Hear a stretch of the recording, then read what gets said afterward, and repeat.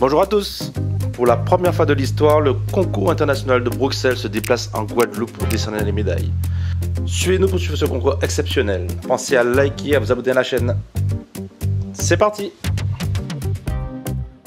Bonjour Delphine. Bonjour, ça va bien Johan? Ça va et toi?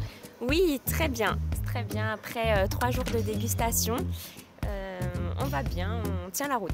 Alors, est-ce que tu peux me parler de ton expérience? Alors oui, c'était une belle expérience. J'étais avec des connaisseurs autour d'une table pour définir quels étaient les spiritueux les plus équilibrés et ceux qui se démarquaient par rapport à tous les autres. Et c'est vrai que c'était une expérience très riche pour comprendre aussi les différents spiritueux et avoir une ouverture d'esprit et de beaux échanges entre tous les jurys. Alors justement, est-ce que tu peux expliquer juste en quelques mots pour le grand public, en fait en quoi consiste un concours de spiritueux comme celui de Bruxelles? Alors le concours des spiritueux, ça consiste vraiment à définir quels sont les spiritueux qui dénotent par rapport aux autres, qui ont un bel équilibre, une belle structure. Ça n'a rien à voir avec nos goûts personnels. Voilà, là c'est vraiment, on essaye de mesurer et de définir quel qui mérite des médailles. Et vous avez une notation que vous mettez, c'est bien ça? Oui, on a des notations, c'est très précis. La vue, le nez, la bouche et un bilan. Et surtout, on doit écrire des commentaires à chaque étape. C'est aussi très utile au niveau des consommateurs qui ne connaissent pas forcément tous les produits qui sont proposés. Et donc du coup, pour choisir un produit, ils se réfèrent automatiquement aux médailles et nous font confiance. D'accord. Parce qu'effectivement, il y a médaille d'or, médaille d'argent et médaille de bronze, c'est bien ça? Oui, exactement. Et il y a aussi une grande médaille d'or et révélation de l'année. D'accord. Écoute, merci pour ces informations et puis à bientôt avec les Romeries Monec. Merci. Bonjour Danilo. Bonjour. Comment tu vas? Très très bien, ça se voit pas? Oui, ça se voit. Alors tu peux te présenter? Oui, donc je m'appelle Danilo et il y a beaucoup de choses à dire. Pour commencer, je suis un barman depuis très longtemps et depuis 3 ans, j'aide un peu Rome Damoiseau à entrer dans les milieux des bars à cocktails, principalement en Europe. Je n'ai pas la chance de travailler ici, même si je viens assez souvent comme pour cette occasion.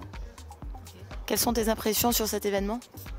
C'est un super événement, au-delà du concours en soi-même. Bien sûr, c'est un concours très institutionnel.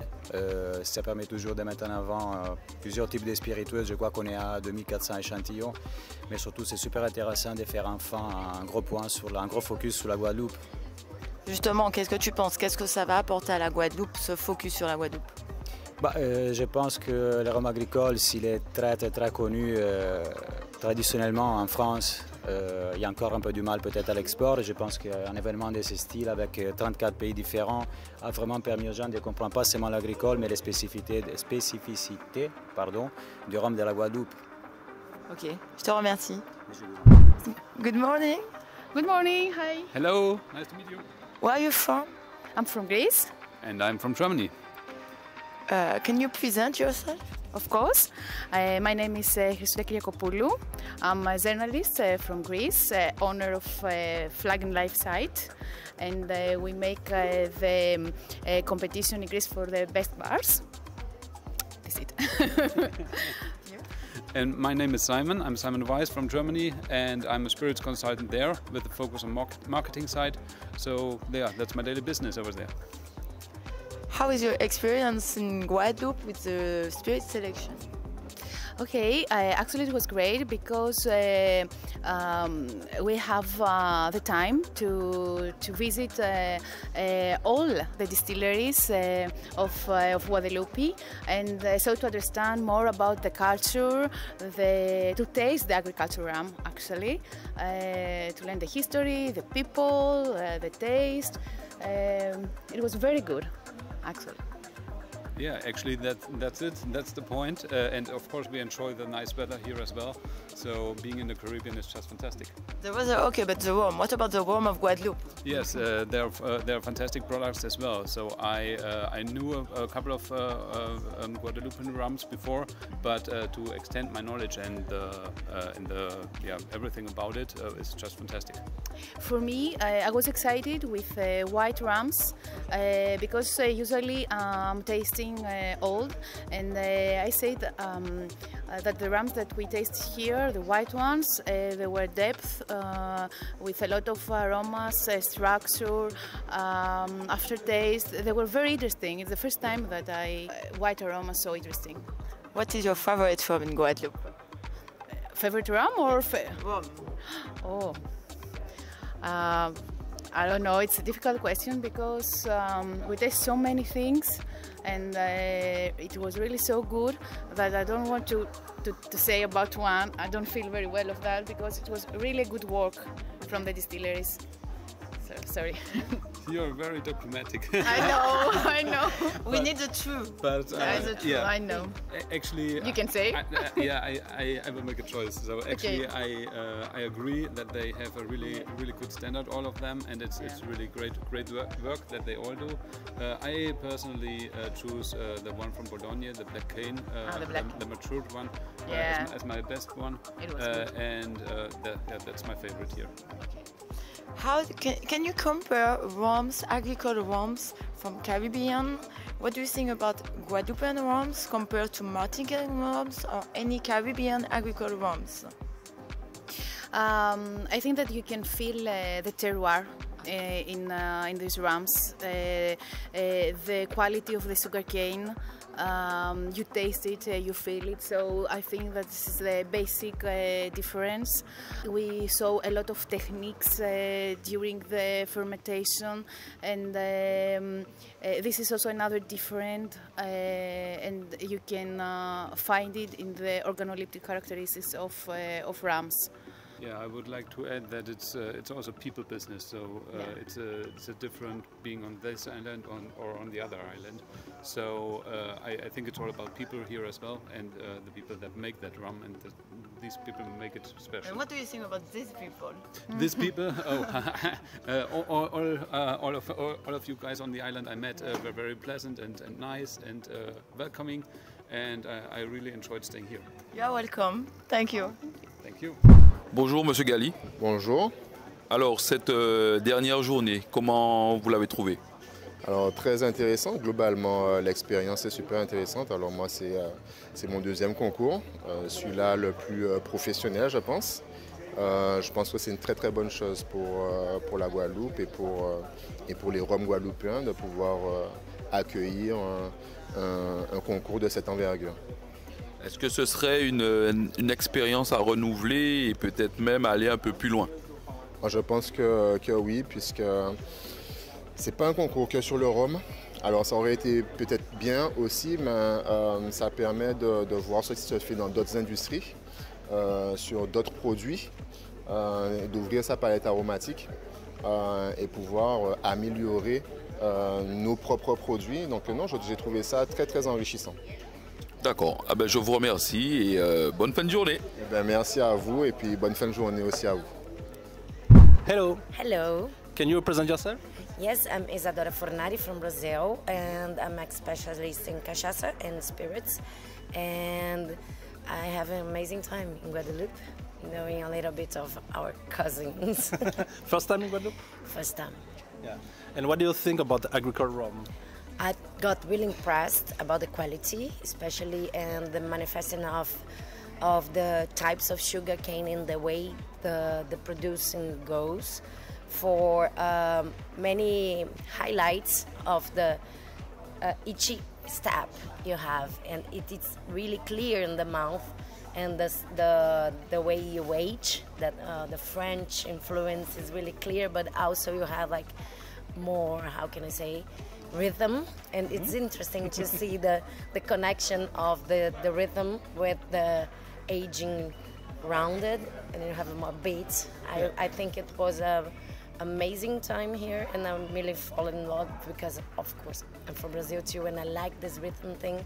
When you have in the mouth, it looks like you are having a party, but really well structured. It's really fun. It's a very fun and delightful beverage. Do you think it can be a bridge between Brazil and Guadeloupe, Caribbean, with the rums and the cachaça? Do you think Brazilian people can like a rum? Yes, indeed. It would be an effort, commercially speaking, because of the price. But I think if you put the real value, if you put the real value for Brazilian, people would have it as they have another more expensive spirits. They would have like whiskey, they would have like a cognac or Armagnac, and it's just to the thing, introduce them. Brazilian likes to party. So they have to come in Guadeloupe.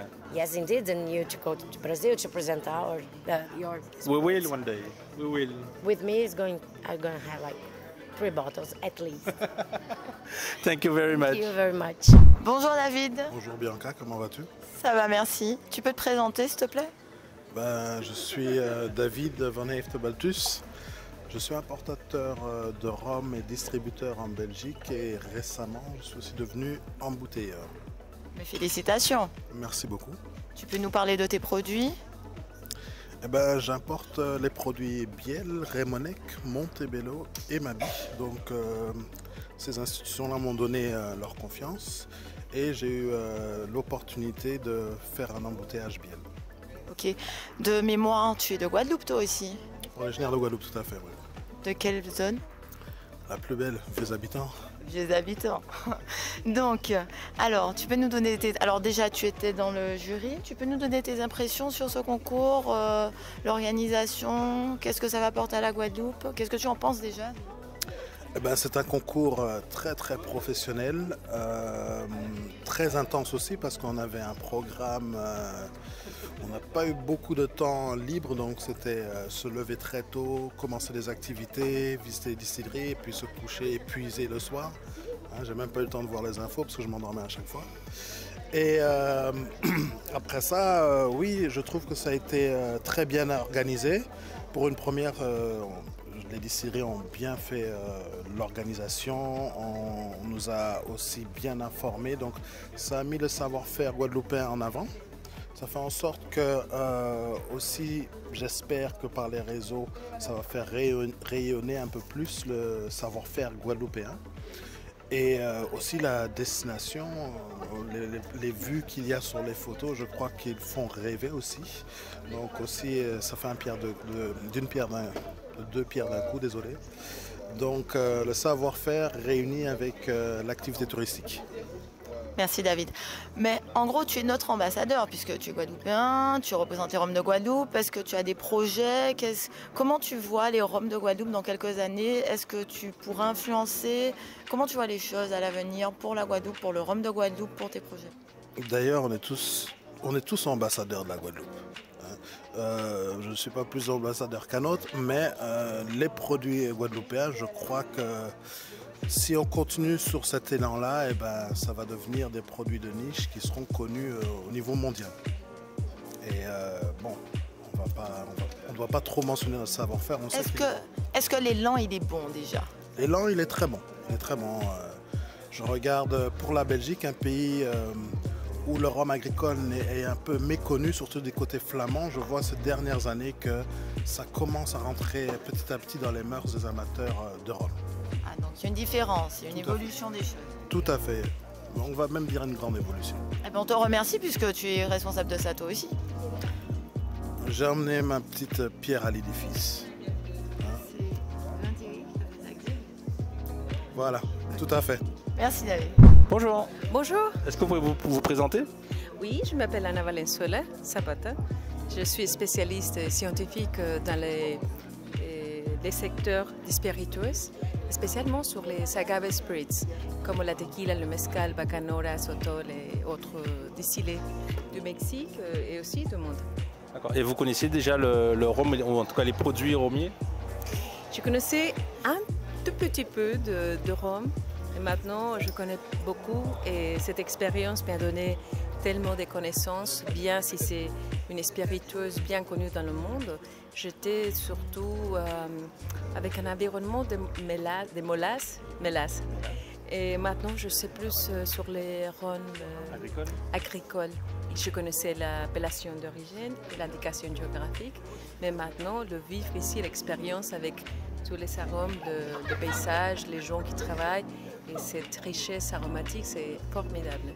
Est-ce que vous pensez que ce sont des produits qui peuvent plaire, par exemple au Mexique, qui sont habitués à la tequila? Est-ce que c'est un pays, par exemple, qui vous pensez que le rhum peut avoir sa place? Je pense qu'il y a de rhum au Mexique, mais c'était toujours des molasses, qui sont toujours sur le marché industriel. Et maintenant, quand on connaît vraiment le rhum agricole, le jus et la palette aromatique, ça peut beaucoup aider à comprendre le produit et aussi l'aimer. Je pense qu'il y a des gens qui travaillent sur ça au Mexique maintenant, dans le sud du pays. Donc s'il y a quelqu'un qui le met sur le marché et qui a une appréciation même de la connaissance, je pense que ce sera plutôt admiré, plutôt valorisé. Écoutez, on espère aussi que le rhum va arriver au Mexique. Et écoutez, merci beaucoup de votre temps. En tout cas, merci à vous et félicitations pour pour tout l'événement, toutes les activités, parce que c'est vrai qu'on n'a pas beaucoup de sentis et les gens doivent connaître bien soit les Mexicains ou tous les gens d'Europe. Venir à Guadeloupe, c'est une grande expérience. Merci. Et en plus, on n'est pas loin. Mais non, c'est ça. Il faut dire que c'est une grande expérience par rapport à tout. C'est les gens, la musique, et surtout les rhums et les volcans, tout ça. Et il faut connaître. Je vous recommande vraiment. C'est quelque chose à ne pas laisser passer. Merci. Merci beaucoup et peut-être à bientôt au Mexique pour goûter du rhum. Au revoir. Bonjour François-Xavier. Bonjour. Est-ce que tu peux te présenter pour les gens qui ne te connaissent pas encore? Bonjour, moi je m'appelle François-Xavier Sobzac et je suis donc depuis 4 mois le nouveau maître de chai de la distillerie Bologne en Basse-Terre. Donc ta première année à Bologne et du coup en plus premier concours de Bruxelles, en plus qui est né en Guadeloupe. C'est pas mal ça pour une première. Exactement, ouais, c'était à la fois un beau challenge pour Bologne et une belle opportunité pour le concours de Bruxelles, mais ça donne énormément d'idées et énormément de nouvelles rencontres pour encore plus pousser l'excellence dans la maison. Ouais. Est-ce que tu as découvert des produits originaux qui changent un peu de ce que nous on connaît en Guadeloupe? J'ai repris du grand plaisir à déguster des whiskies parce que c'est aussi un peu par là que je suis passé. Mais j'avoue que j'ai pris vraiment du plaisir sur les alcools chinois, donc les baijiu, et avec des aromatiques en fait qu'on ne connaît pas du tout au niveau français, européen, et qui peuvent être très très intéressants. Et ça donne des bonnes idées à la fois au niveau technique, mais aussi au niveau cuisine, je pense. D'accord, donc bientôt un saké de Cannes. Bologne toujours maillot jaune, non, on peut l'imaginer, non? Toujours maillot jaune, mais bon, là on va quand même pousser un peu l'expertise trop loin. Hein. Merci beaucoup François-Xavier. Pas de souci, à la prochaine. Alors bonjour, on est avec François Doncteau aujourd'hui. Salut Yoann, tu vas bien? Ça va. Alors, peux-tu nous parler de ta première expérience du coup au concours de Bruxelles? J'ai passé un moment exceptionnel, je signe pour les autres années, très clairement. C'est un moment hyper intéressant humainement parce que sur les tables on a plein de collaborateurs étrangers donc qui nous aident aussi parce qu'on découvre des choses très particulières. J'ai la chance d'avoir découvert beaucoup de baijiu cette semaine et j'en suis très très satisfait et donc cette expérience-là aromatique, elle m'éclate. Est-ce que ça te donne des idées pour peut-être des futurs rhums? Non, je crois pas que ce soit la philosophie de la distillerie Longto. On a une philosophie justement où on reste sur nos valeurs et sur la finesse et le poids de l'histoire et la tradition guadeloupéenne. Donc non, mon palais évolue, mon palais se développe par ce genre d'expérience et j'aime beaucoup ça à titre personnel, mais ça ne changera pas la philosophie de la maison Longto très clairement. Bon, tant mieux. On sait que tout à l'heure, on va faire la visite à Longto. Qu'est-ce que tu as préparé de bon pour les visiteurs? Déjà, on a préparé, je pense, un très bon repas puisque c'est le chef Dimi Libac qui va venir cuisiner. Et puis on va leur faire découvrir du steel bun. Et Clémence Bottineau, notre ambassadrice, sera là aussi avec nous. Donc, et puis notre domaine et toute la chaleur que cela comporte. Donc j'espère qu'ils vont passer un très très bon moment. Je crois que ça va être pas mal d'ailleurs. On va vous quitter, on va suivre le bus tout de suite. Moi je pars en avance moi. Merci beaucoup Vincent. À toutes, ciao.